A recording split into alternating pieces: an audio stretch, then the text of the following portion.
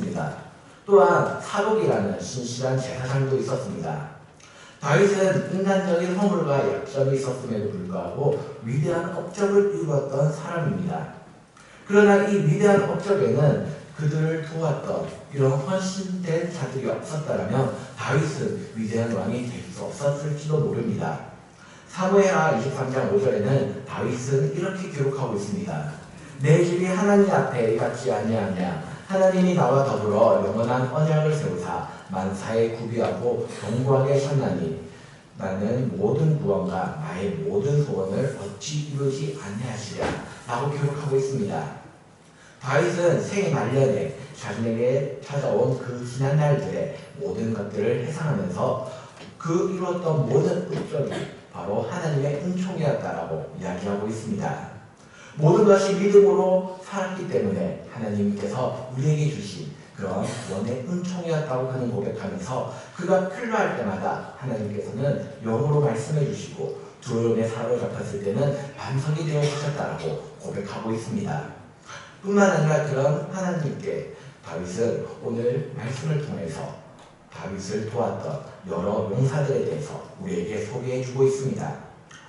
우리에게 조금 낯설기도 하지만 최고의 장수로 꼽히는 이들은 요셉 바세벳, 엘르아살, 삼마입니다. 그들은 모두 영웅의 풍모를 갖추고 있었던 용사였습니다. 특별히 요셉 바세벳은 800명을 싸워서 그들을 한꺼번에 죽었다라고 성경은 기록하고 있습니다. 뿐만 아니라 엘르아살은 블레셋 전투에서 이스라엘 군대들이 모두 후퇴할 때 후퇴하지 않고 끝까지 싸웠으며 또한 홀로 맞서 싸움으로써 나중에는 손이 굳어져서 칼이 손에 붙기까지 하였다라고 성경은 기록하고 있습니다. 또한 삼마는 어떻습니까? 녹두나무 가득한 밭에서 버티면서 블레셋 사람들을 물리쳤다라고 성경은 기록하고 있습니다. 그런데 이 기록이 조금 이상하다는 생각이 들지 않습니까? 승전의 모든 공은 왕에게 돌려지기 마련입니다.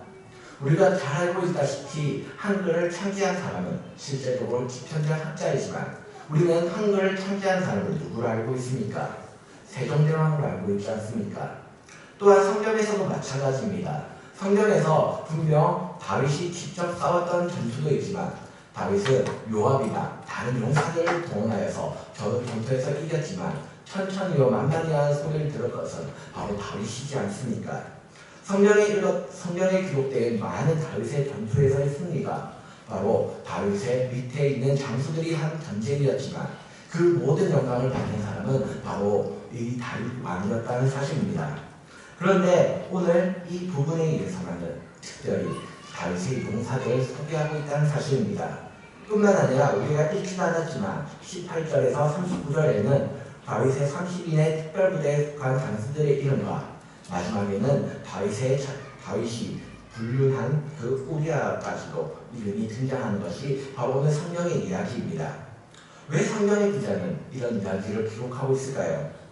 왕에게 모든 권한이 집중되고 있어야 됐던 그 시기, 특별히 다윗은 정통 왕가에서 나온 왕이 아니기 때문에 더욱더 왕권을 굳건하게 해야 될 필요가 있었던 그 시기에 왜 다윗은 이런 여러 장수들의 이야기를 기록하고 있는 것일까요? 그 첫 번째 이유는 이스라엘이라는 나라는 다윗 혼자서 만들어간 나라가 아니기 때문입니다. 많은 헌신자들이 그 안에 있었기 때문에 이스라엘이 만들어졌고 또한 다윗은 그 가운데서 왕이 될 수 있었다는 사실을 오늘 성경은 분명히 밝히기 위해서 여러 용사들의 이야기를 하고 있습니다. 그리고 두 번째 이유는 이들은 특징이 있었기 때문입니다. 이 용사들은 어떤 특징이 있었을까요? 우리가 읽지는 않았지만 그 뒷부분을 찬찬히 읽어보면 여기에 등장하는 대부분의 용사들은 이방인들이 많다는 사실을 알 수 있습니다. 34절에 엘리벨렛은 마아가 사람이었다고 성경은 기록하고 있고 36절에 이갈은 소가 사람이었다고 기록하고 있습니다.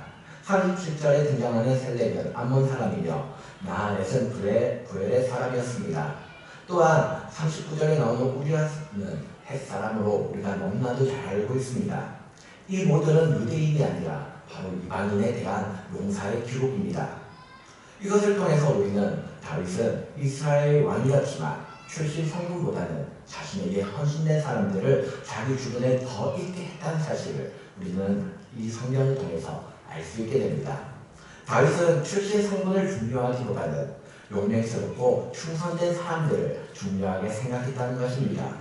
다윗의 기준은 언제나 헌신됨에 있었습니다. 그렇다면 하나님의 기준은 무엇일까요? 하나님의 기준 역시도 오늘 다윗과 마찬가지입니다. 하나님께서는 똑똑한 사람을 사용하시겠습니까? 하나님께서는 돈 많은 사람을 사용하시겠습니까? 하나님께서는 힘이 센 사람, 명예가 높은 사람을 사용하시겠습니까? 아닙니다. 하나님은 헌신된 자를 찾으신다는 사실입니다. 멀찍이 서서 구경하는 구경꾼이 아니라 하나님의 나라를 확장하기 위해 헌신된 자들을 찾고 계시는 분이 바로 우리 하나님이라는 사실입니다. 오늘 목장 헌신 예배로 드리고 있는 이 오후 예배 이 시간에 우리는 우리의 어떤 헌신을 다하게 될지 오늘 이 용사들의 모습을 통해서 한번 살펴보려고 합니다. 먼저 헌신은 최선을 다하는 것입니다. 9절과 11절에 전쟁이 왔을 때 이스라엘 백성들은 어떻게 하고 있습니까? 9절에 보니 물러간지라 라고 기록하고 있습니다. 또한 12절에는 도망하되 라고 말하고 있습니다. 무슨 이야기입니까? 바로 이스라엘 백성들은 도망치고 있었다는 사실입니다. 하지만 다윗의 세 용사들은 뒤로 가거나 도망가거나 물러서지 않았습니다. 도망갔다는 말은 최선을 다하는 것이 아니기 때문입니다. 다른 사람들은 겁을 먹고 도망갔지만 엘르아사는 칼을 잡은 손이 굳어질 때까지 싸웠다라고 성경은 기록하고 있습니다. 뿐만 아니라 전세를 역전시키기까지 했다라고 성경은 분명히 우리에게 이야기해주고 있습니다. 11절에서도 블레셋 사람들이 이스라엘 공격하기 위해 녹두나무가 가득한 밭에 모이자 백성들이 그것을 보고 도망가기 시작합니다. 하지만 다윗의 용사인 산만은 도망가지 않았습니다. 도리어 그 밭을 받아서 블레셋 사람들을 치기 시작하였습니다. 그러자 그곳 가운데 하나님께서 큰 구원을 이루어 주셨습니다. 헌신은 무엇입니까? 최선을 다하는 것입니다. 용사가 오늘 최선을 다했기 때문에 그들은 승리할 수 있었고 최선을 다했기 때문에 도망가지 않았습니다. 물러서지 않았습니다. 자신의 목숨을 다할 수 있었던 것이 바로 최선을 다했기 때문입니다. 그러자 하나님께서는 그 가운데, 그 최선 가운데 구원을 허락하시기 시작하신 것입니다. 우리의 헌신은 어떻습니까? 요즘 헌신이라는 말이 사라지고 있습니다. 오늘날 교회 가운데 많은 헌신된 자들이 나오지 않습니다. 예수님을 믿어도 쉽게 믿으려고 하고 편하게 믿으려고 하는 것이 요즘 현대 교인들의 모습입니다. 교회에서 하는 사역은 나와 관계없다라고 얘기하고 또한 교회에서 하는 사역은 나와 전혀 관계없으니 나는 신경 쓰지 않겠다고 하는 것이 지금 한국교회의 현실입니다. 그래서 많은 젊은 사람들이 수평이동하는 것이 지금 한국교회의 현실이지 않습니까? 예수님을 믿고 복을 받고 평안한 마음과 위로는 얻고 싶지만 주님을 위해서 헌신은 하지 않겠다라고 생각하고 사는 것이 지금 한국교회의 모습이지 않습니까? 헌신은 최선을 다하는 것입니다. 오늘 엘르아살이나 산마처럼 후퇴하지 않고 최선을 다하는 것이 바로 헌신하는 것입니다. 바라기는 하나님의 나라를 위해서 또한 교회를 위해서 헌신하며 나아가는 우리 대연제일교회 성도님들 되시길 소원합니다. 두 번째로 헌신은 목숨을 거는 것입니다. 사울의 뒤를 이어서 이스라엘 왕이 된 다윗은 사울 왕 때에 블레셋 사람들에게 잃어버린 영토를 다시금 회복하는 일, 그것이 그에게 맡겨진 가장 중요한 일이었습니다. 그래서 다윗은 이스라엘 군사들을 이끌고 진두시위하면서 블레셋과 전쟁하게 됩니다. 그때 14절은 이렇게 기록하고 있습니다. 그때 다윗은 산성에 있었고 그때 블레셋 사람의 요새는 베들레헴에 있는지라. 이 때가 언제라고 기록하고 있습니까? 곡식벨 때입니다. 곡식벨 때 더위에 기승을 부리고 있을 때 다윗은 목이 말랐습니다. 그때 다윗의 머리에 떠오르는 것이 한 가지 있었습니다. 무엇입니까? 바로 베들레헴 성문, 자신의 고향에 있었던 그 베들레헴 성문에 있었던 그 우물물의 맛이 생각이 난 것입니다. 다윗은 15절에 다윗이 소원하여 이르되 베들레헴 성문 곁 우물물을 누가 내게 마시게 할까 하네 라고 이야기하게 됩니다. 이것이 명령이었는지 혼자 말이었는지는 성경에는 정확하게 기록되어 있지는 않습니다. 하지만 상황상 마음에 있었던 소원이 불쑥 이야기하게 됐다는 것입니다. 그리고 그 이야기를 들은 세 사람이 있었습니다. 그 세 사람은 이 말을 듣자마자 적진 가운데로 뛰어들어갑니다. 기본적으로 성경은 이 베들레헴에 블레셋 요새가 있었다고 기록하고 있습니다. 뿐만 아니라 직선거리로만 20km 거리가 되는 거리가 바로 이 블레셋 당시 다윗이 있던 그 길과 바로 요새가 있었던 베들레헴의 거리가 한 20km 된다고 합니다. 또한 그뿐만 아니라 베들레헴은 해발 500m 정도 되는 고산지가 바로 베들레헴 성지입니다. 그 가는 길에는 르바임 골짜기에 블레셋 사람의 한 무리가 진을 치고 있었다고 성경은 기록하고 있습니다. 생각해 보십시오.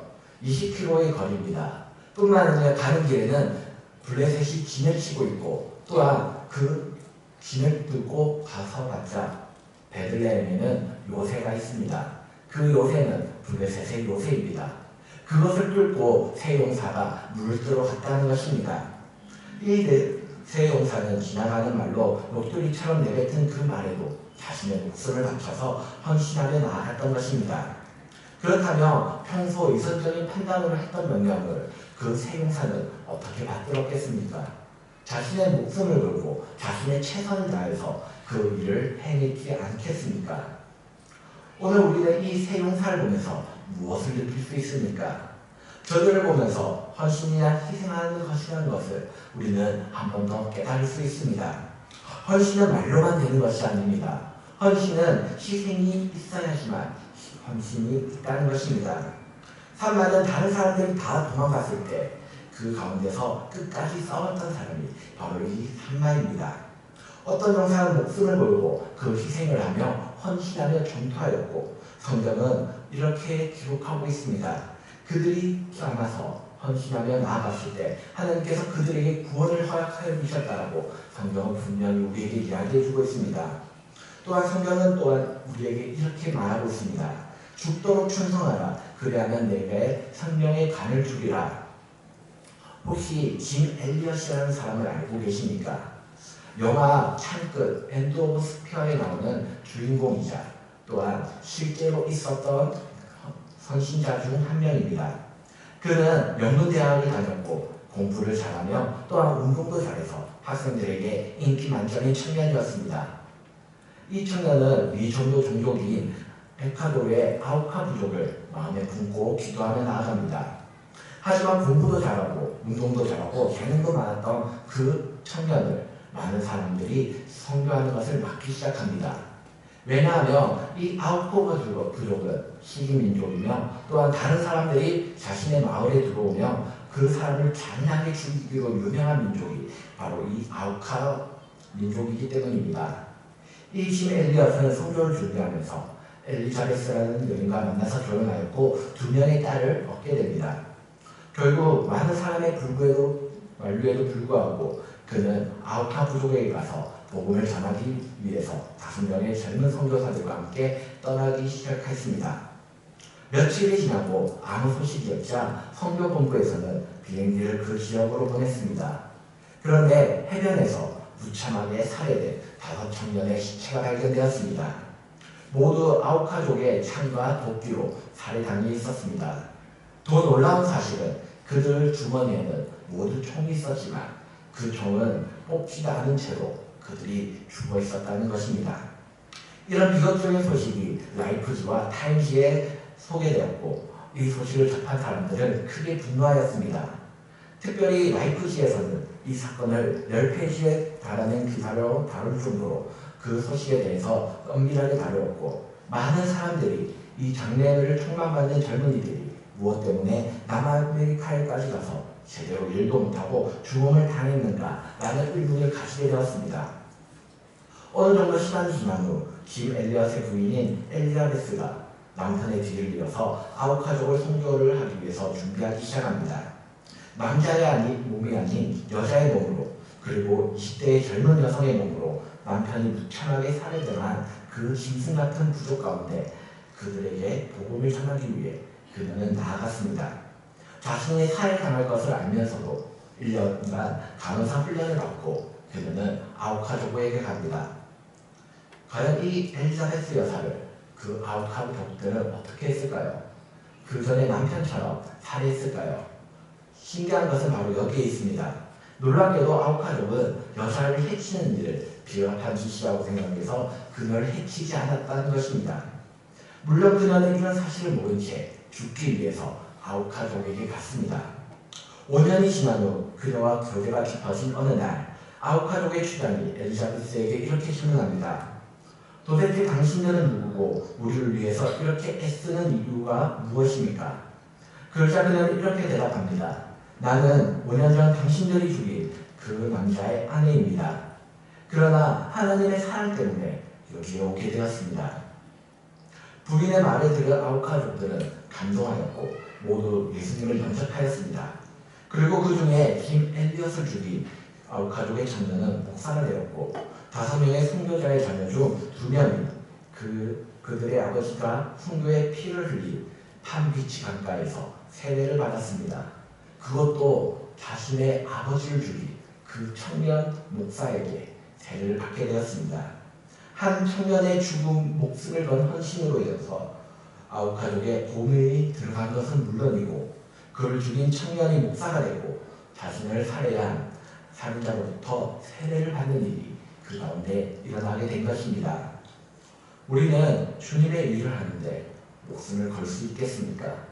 오늘 김 엘리엇처럼 우리의 목숨을 다하여서 하나님 앞에 헌신할 수 있겠습니까? 오늘 이 3명의 용사처럼 하나님의 음성에 응답하여서 그 가운데 나아가실 수 있겠습니까?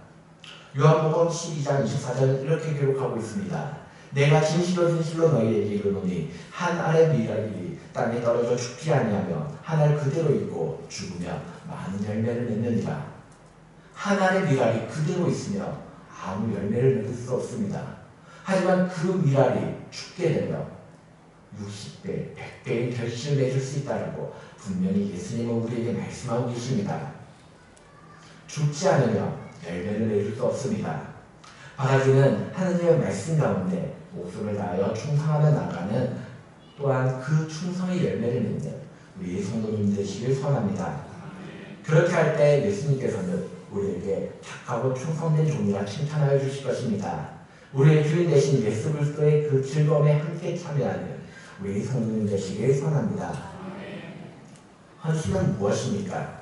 헌신은 최선을 다하는 것이며 또한 목숨을 거는 것이 헌신입니다. 우리가 기억해야 할 것은 하나님께서는 이런 헌신된 자들을 찾고 또한 그 자들에게 결과를 보여주고 계십니다. 먼저 헌신된 자들에게 하나님께서는 승리를 다해 주십니다. 12절을 보면 여호와께서 큰 구원을 이루시니라 라고 기록하고 있습니다. 한마디로 하나님께서 이기게 하셨다는 것입니다. 헌신자들에게 승리를 주시겠다라고 우리에게 분명하게 말씀을 통하여서 약속하셨다는 사실입니다. 또한 헌신된 자들의 이름을 기록하고 있습니다. 18절에 보면 세 용사 중에 아비새의 이름에 대해서 기록하고 있으며 22절은 분하의 이름을 말하면서 각각 이름을 얻었다라고 성경은 기록하고 있습니다. 무엇입니까? 하나님께서는 우리의 헌신을 결코 잊지 않는다는 것입니다. 그 이름을 새기겠다라고 우리에게 약속하고 있는 것입니다. 하나님은 이 땅에 주님의 나라의 복음의 선포를 위해서 충성된 사람들을 잊지 않으며 충성된 자들에게 면류관을 주시겠다라고 약속하고 계십니다. 헌신의 결과가 바로 보이면 우리는 얼마든지 헌신할 것입니다. 마치 가맹점 포인트처럼 오늘 교회에 식당 한번을 했으니 포인트가 몇 점, 하나님의 말씀을 전하고 태신자를 데리고 왔으니 포인트가 몇 점, 그런 식으로 우리에게 하늘의 헌신이 포인트로 보인다면 헌신하지 않을 사람은 아무도 없을 것입니다. 하지만 예수님은 우리에게 분명히 이야기하고 있습니다. 너는 나를 본고로 믿느냐? 보지 못하고 믿는 자들이 복되다. 헌신도 마찬가지입니다. 헌신의 결과는, 헌신의 가정은 우리의 눈에 보이지 않습니다. 그러나 그 충성된 자들에게 주시겠다라고 하신 면류관, 그것을 바라보며 나아가는 것이 우리 믿는 자들의 모습이지 않겠습니까? 바로 그 사람들이 헌신된 사람들입니다. 이방 신앙생활을 하는 것, 하나님께 우리에게 맡기신 그 복음, 그 하나님의 말씀을 전하며 또한 그 비전과 그 꿈을 위하여서 우리의 몸을 헌신해야 하지 않겠습니까? 똑똑한 사람이 아니라 헌신된 자를 찾으시는 분이 바로 우리 하나님이십니다. 힘 있는 사람을 찾으시는 게 아니라, 돈 많은 사람을 찾으시는 게 아니라 헌신된 사람을 찾는 것이 바로 우리 하나님의 모습입니다. 우리에게 필요한 것, 그것은 바로 하나님을 향한 헌신입니다. 바라기는 최선을 다하고 목숨을 다해서 헌신하고 하나님께 멸류관을 상주로 받는 우리 대한제일교회 성도입니다. 96장 되길 원합니다. 기도하겠습니다. 하나님 아버지 은혜 감사드립니다. 우리가 헌신해야 하나 그렇지 못한 우리의 모습을 발견합니다. 이런 우리를